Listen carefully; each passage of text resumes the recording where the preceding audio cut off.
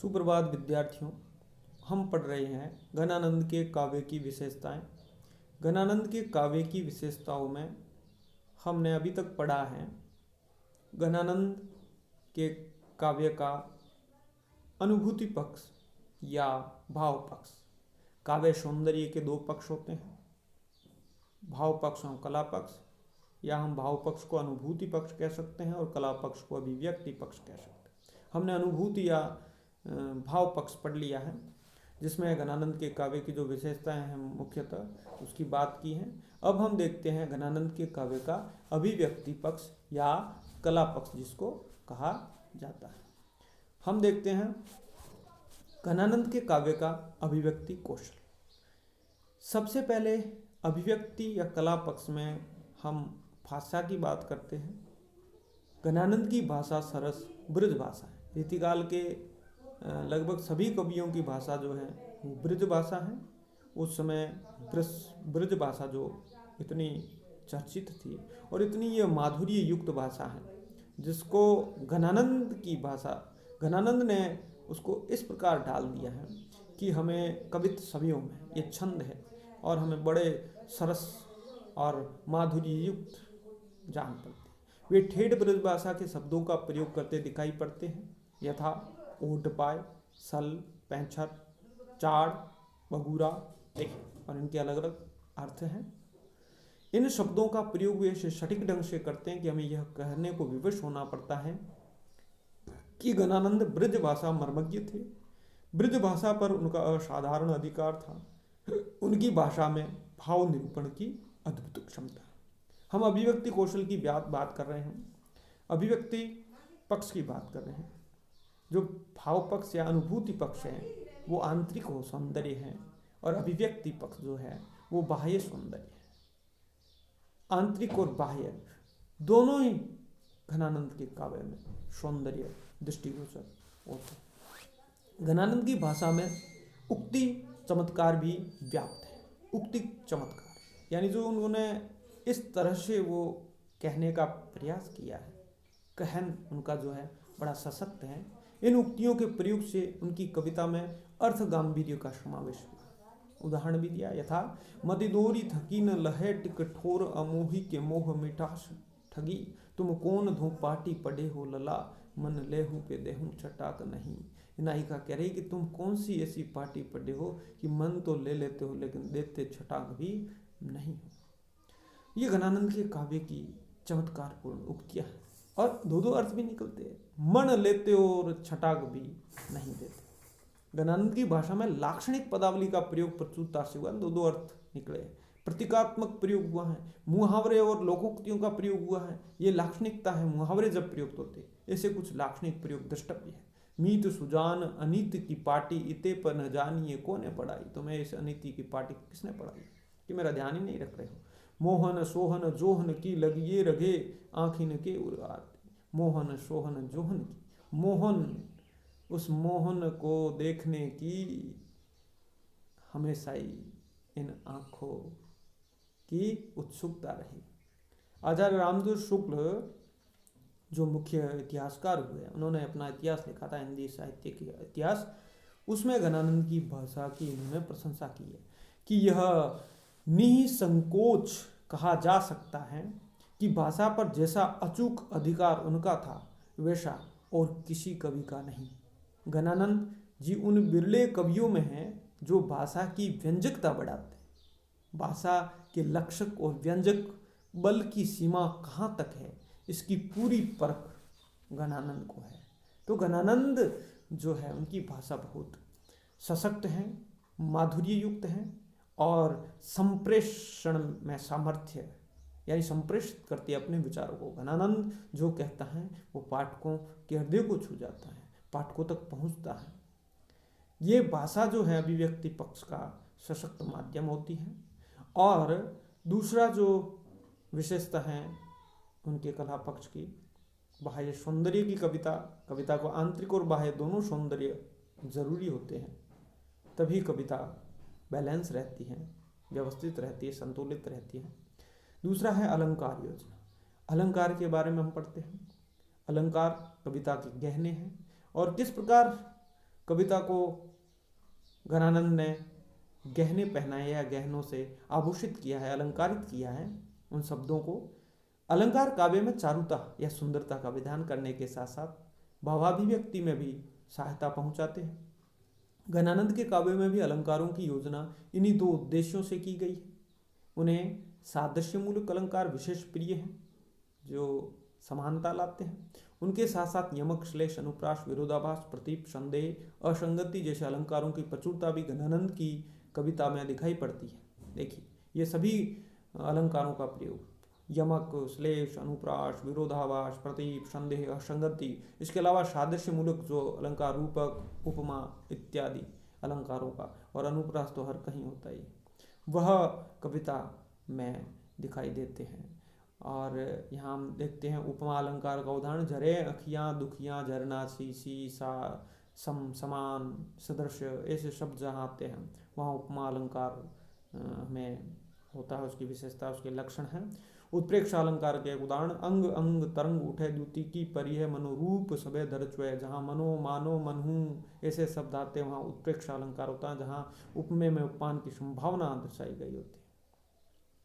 और श्लेष अलंकार कहाँ होता है? चिपका हुआ, एक शब्द में कई अर्थ निकलते हैं। घनानंद जीवन दायक हो कुछ मेरियो पीर ये परसों, यहाँ घनानंद है, यहाँ घनानंद वो घन है, आनंद के घन है, जीवन दान करते हैं, जीवन देने वाले। तो घनानंद यहाँ दो अर्थ निकलते हैं, कवि का नाम एवं आनंद की वर्षा करने वाले बदल। इस प्रकार जीवनदायक के दो अर्थ हैं, जीवन देने वाले और जल देने वाले।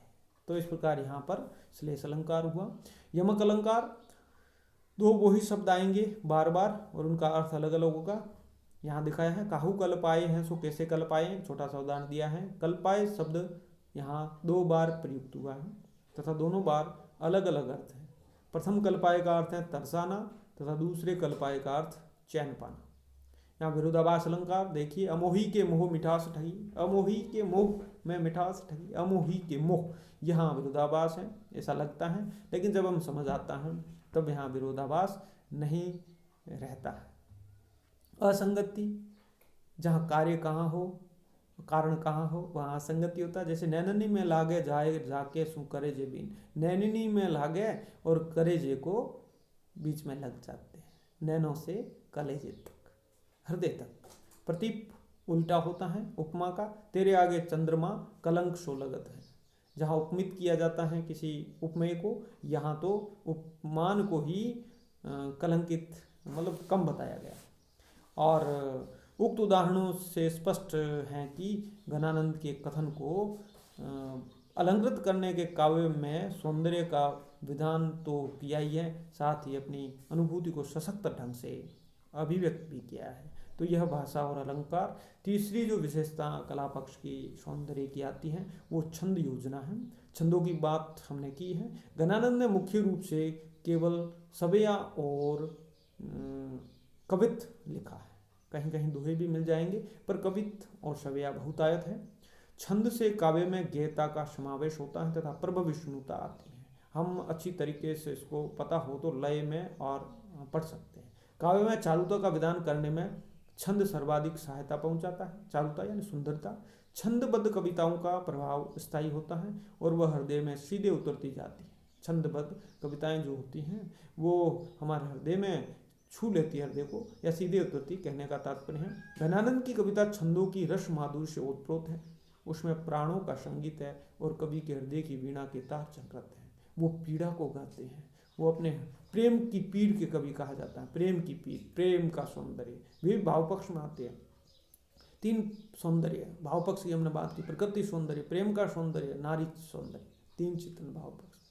और यहाँ पर जो प्रेम की पीड़ा है वो उनके हृदय की वीणा के तार झंकर कर देती है। घनानंद ने कौन कौन से मुख्य रूप से छंद मैंने बताया, सवेया और कवित हैं। उसके अलावा भी कुछ छंद ताटक है, त्रिभंगी, दोहा, चौपाई आदि का भी प्रयोग कम मात्रा में किया है। कवित सवेया उन्हें विशेष प्रिय है। सवेयों में भी उन्होंने दुर्मिल, मतगयन, सवेया, किरीट सवेया अधिक प्रयुक्त किया है। सवेये के भी लगभग 100 से ज़्यादा भेद है, तो उसमें इन्होंने दुर्मिल, मतगयन, सवेया, किरीट सवेया का प्रयोग किया है। जबकि कविताओं में मनहरण घनाक्षरी का प्रयोग अधिक है। हम इनके उदाहरण देखते हैं और किस प्रकार इस छंद को समझ सकते हैं। दुर्मिल सवैया है कि पहले घन आनंद सींची सुजान कही बतिया अति प्यार पगी। यहाँ 8 सगण है, 24 वर्ण है कुल। यहाँ आपके दुर्मिल समय आता है।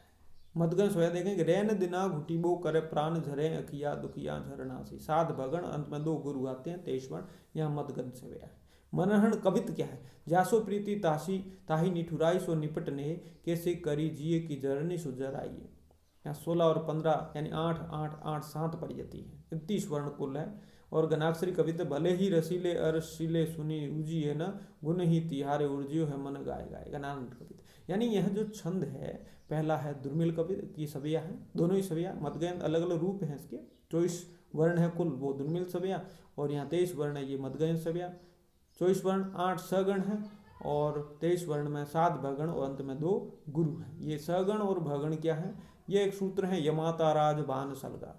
इससे गणों का विकास होता है और ये आपके पाठ्यक्रम में फाइनल में सम्मिलित हैं बीए स्नातक तृतीय वर्ष में। तब अच्छी तरीके से इसको हम अध्ययन करेंगे छंदों का।